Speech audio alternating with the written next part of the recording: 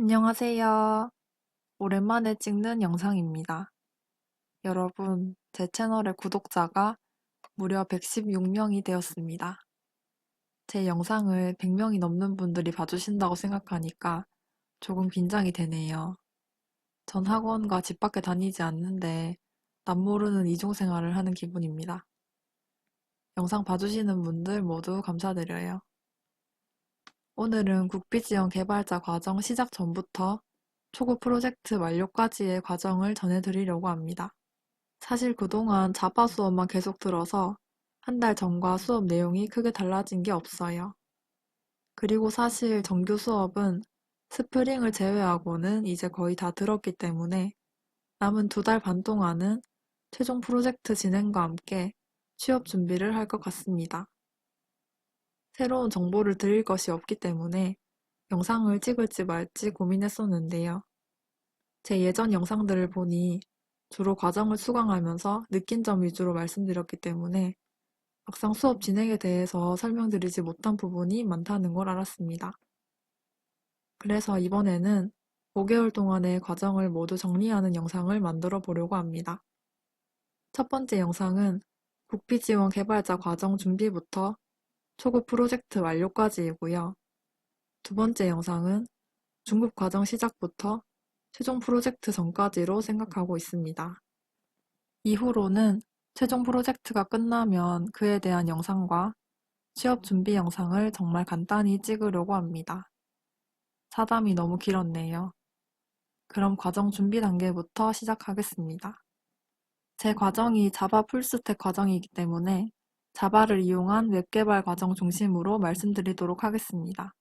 자바 풀스택 과정은 파이썬, 인공지능, 빅데이터 과정 추가 여부 외에는 대부분 비슷한 흐름으로 진행될 거라고 생각합니다.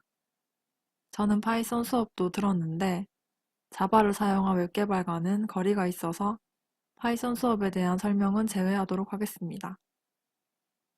교육 자료들을 직접 보여드릴 수 없기 때문에 전체적인 과정이 어떻게 흘러가는지 흐름 위주로 알려드리려고 합니다.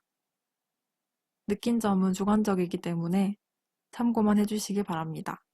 순서는 다음과 같습니다. 자바는 언제나 베이스로 깔고 있고요. 편의상 3단계로 나누어서 초급 자바, 중급 자바, 고급 자바로 분류하였습니다. 보시면 과정들 사이에 프로젝트들이 있는데요. 여태 배운 걸 중심으로 팀을 구성해서 작은 프로젝트를 만들어 보는 것입니다. 보통 한 프로젝트마다 구성원이 3명에서 5명 정도 됩니다. 그런데 팀 프로젝트를 진행하는 횟수는 학원마다 다르기 때문에 어떤 곳은 초급과 중급 프로젝트를 생략할 수도 있습니다. 과정 시작 전 학원을 등록하고 나서 무엇을 해야 할지 잘 몰랐던 저는 시간이 날 때마다 유튜브에 개발자 국비지원 과정을 검색해보곤 했었거든요. 저는 생활코딩의 HTML, CSS, 자바스크립트 책을 한 권 보고 국비지원을 시작했는데 지금 생각해보면 다른 것도 더 준비해서 갔다면 좋았겠다는 생각이 듭니다. 제가 생각하는 국비지원 과정 전 준비하면 좋을 것들은 이렇게 약 5가지가 있습니다.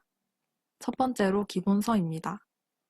자바 과정이니 자바가 제일 중요한데 저는 자바는 가서 기초부터 배우니까 미리 봐두지 않아도 잘 따라가겠지 하는 안일한 생각이 있었어요.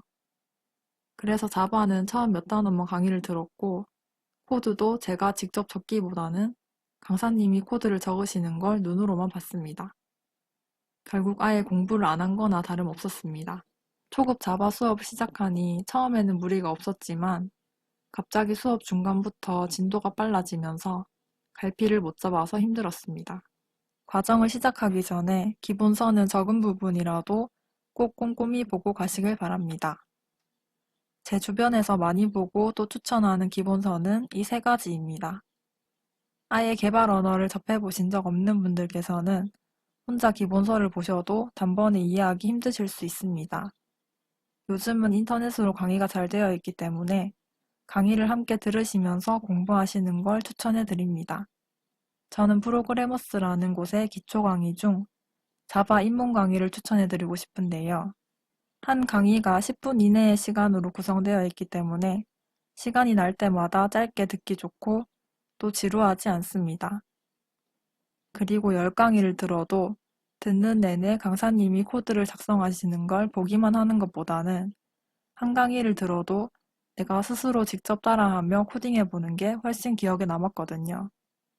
프로그래머스 강의는 중간에 직접 코드를 작성하고 답을 테스트해 볼 수 있는 단계가 있어서 도움이 많이 되었습니다. 이 외에도 다른 인터넷 강의 사이트가 많으니 참고하셔서 활용해 보셨으면 좋겠습니다. 세 번째는 개인 블로그 개설입니다. 아직 아무것도 한 게 없는데 블로그를 개설해야 하나 하고 생각하실 수도 있지만 블로그를 개설해 두니까 나중에 유용하게 쓸 일이 많이 생기더라고요. 어떤 내용을 작성하는지는 이후 단계에서 말씀드릴게요.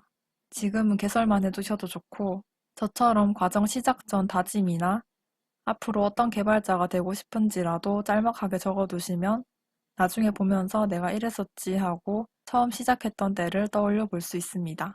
또한 블로그는 꾸준히 기록을 하신다면 개발에 대한 나의 관심도 또 나의 성실함을 입증해 줄 수 있는 자료가 될 수도 있습니다.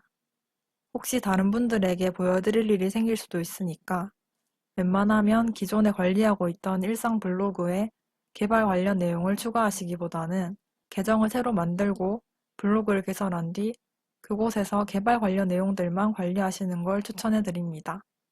개인 블로그를 개설하기 좋은 곳들은 벨로그, 네이버 블로그, 티스토리, 미디움 등이 있습니다. 혹시 나는 블로그 관리는 조금 힘들 것 같다고 생각하시는 분들이나 남들에게 보여주지 않고 다이어리 쓰듯이 일정 관리만 하고 싶다 하시는 분들은 노션도 추천해 드립니다. 비공개 블로그처럼 운영할 수 있는데 디자인이 예뻐서 꾸미고 싶은 생각이 막 들고요.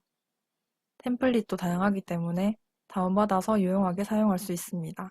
저는 하루 일정 체크용과 개발 관련 참고자료 정리용으로 활용하고 있습니다. 제가 굉장히 힘들었던 부분인데요.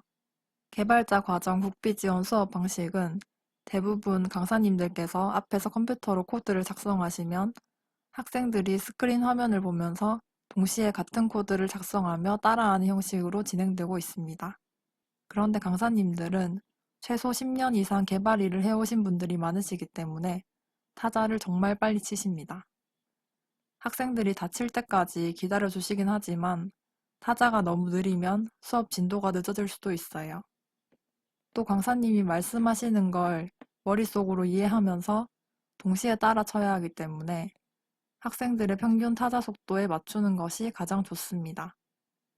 아시는 것처럼 자바 코드는 전부 영어로 되어 있기 때문에 최소 0타로 300타 이상은 만들고 가셔야 힘들지 않습니다. 개발 환경 설치 단계부터 관련 문서 읽기, 질문 검색, 질문 해결까지 영어가 안 쓰이는 곳이 없었습니다.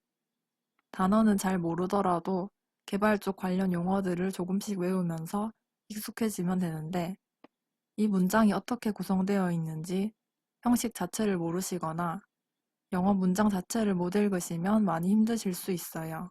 그런 분들은 영어 기초 개념이라도 꼭 익히고 오시는 걸 추천해 드립니다. 통합 개발 환경인 이클립스를 사용해서 개발을 했고요. 주로 자바의 기본 문법을 배우고 배운 내용들을 바로 코드로 작성해 실습을 해보았습니다. 메소드를 실행하면 콘솔 창이라는 창에 내가 작성한 코드의 실행 결과가 출력이 됩니다. 예를 들어 숫자형 타입의 변수 a를 1, b를 3이라고 정하고 이들의 합을 출력하는 메서드를 실행하면 콘솔 창에 4라는 실행 결과가 나타납니다. 데이터베이스 시스템은 오라클, MS SQL, MySQL 등 여러 가지가 있는데요. 저희 학원에서는 오라클을 사용했습니다. 회원을 관리하는 시스템을 만들고 싶다면 회원 이름, 번호, 휴대폰, 이메일 등등 회원 정보들을 기록해 두어야 합니다. 그래서 회원을 관리하는 회원 테이블을 먼저 만들고 회원 데이터를 입력합니다. 오라클에서 작성하는 쿼리문들을 사용해서 테이블에 있는 데이터를 조회, 추가, 수정, 삭제할 수 있습니다. 테이블을 여러 개 만들면 그 안에서 관계가 생기기도 합니다. 예를 들면 회원이 리뷰나 질문글을 작성할 때 리뷰 테이블이나 질문글 테이블에는 리뷰나 질문글을 작성한 회원의 아이디까지 함께 저장해 두어야 합니다. 이렇게 테이블 간 관계가 생기면 테이블을 합치는 조인 쿼리문을 작성해서 회원 아이디로 조건을 설정하면 특정 회원이 작성한 글과 리뷰를 찾을 수 있습니다. 초급 프로젝트에서는 우리가 배운 자바와 오라클을 연동하게 되었습니다. 회원 가입 시 회원이 가입한 정보를 어딘가에 저장해 두지 않는다면 가입 정보는 메서드를 재실행 시 모두 사라져 버립니다. 그래서 지속적인 데이터 관리가 가능한 데이터베이스 관리 시스템과 연동해서 사용하는 것입니다. JDBC를 사용하면 자바와 데이터베이스를 연동할 수 있는데요. 설치 파일 설정과 드라이버 로딩에 필요한 코드를 작성해 실행하는 방식입니다. 전체적으로 보여드리면 이런 느낌입니다. 자바 파일을 각각 역할에 맞게 여러 단계로 나누게 되고 이들은 내부에 작성된 코드를 통해 서로 연결되어 있습니다. 각각의 파일에 해당 기능을 실행하기 위한 코드를 작성하게 되는데요. 마지막 단계에서는 데이터베이스를 연동하기 위한 코드를 작성합니다. 이 코드 안에는 오라클을 접속하기 위한 계정 정보와 내가 실행하고자 하는 쿼리문을 작성하는 부분이 있습니다. 이제 메서드를 실행하면 자바와 오라클이 연동되어 데이터베이스에 내가 작성한 쿼리의 실행 결과가 반영됩니다. 초급 과정에서는 회원관리, 주문관리, 매출관리 등 다양한 기능들을 구현해 보았고 결과는 콘솔 창에 출력하는 방식으로 프로젝트를 진행했습니다. 초급 과정에서 느낀 건 역시 기초가 제일 중요하다는 것입니다. 기초가 부족하면 나중에 중급 과정, 고급 과정에서도 초급 때 배운 개념을 다시 찾아봐야 해요. 초급 때 배운 개념을 점점 확장하고 또 응용하는 방식이기 때문에 기초 개념을 잘 쌓아두어야 합니다. 처음 국비 지원을 시작했을 때 저희 반에서 개인 블로그를 운영하는 사람이 몇 명 되지 않았는데요. 지금은 반 이상이 블로그를 활용하고 있습니다. 주로 블로그에 적는 내용들에 대해 말씀드리자면 그날의 공부 내용을 기록해두면 뿌듯함도 있고 내가 무엇을 했는지 나중에 찾아볼 수 있어서 좋아요. 자바도 데이터베이스도 오류가 정말 많이 생기는데요. 인간은 항상 같은 실수를 반복한다는 말이 있습니다. 대부분 비슷한 실수를 해서 생기기 때문에 발생하는 오류도 비슷합니다. 이때 블로그에 짧게라도 에러 코드와 해결한 과정을 적어 놓는다면 나중에 같은 에러가 생겼을 때 해결이 수월해질 수 있습니다.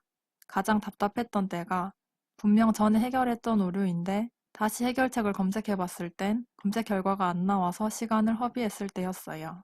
오류 내용과 해결 방법을 적어두면 분명 나중에 사용할 때가 있습니다. 공부 내용을 기록해 두는 거예요. 매주마다 주간 계획을 적고 그 다음 주에는 피드백과 함께 새로운 계획을 세우는 것이 가장 좋은 방법인데요.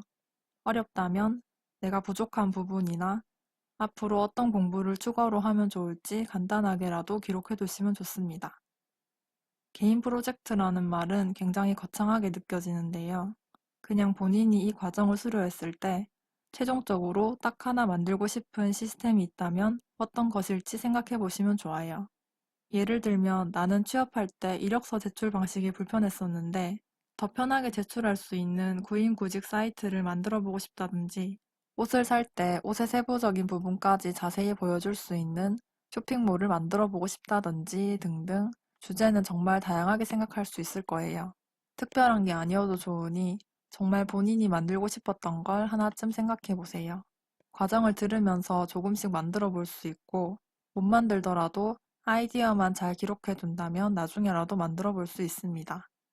과정 시작부터 초급 프로젝트 진행까지의 과정을 말씀드렸습니다. 다음 영상은 중급 과정부터 최종 프로젝트 전까지의 내용을 담을 예정입니다. 그럼 다음 영상에서 뵐게요.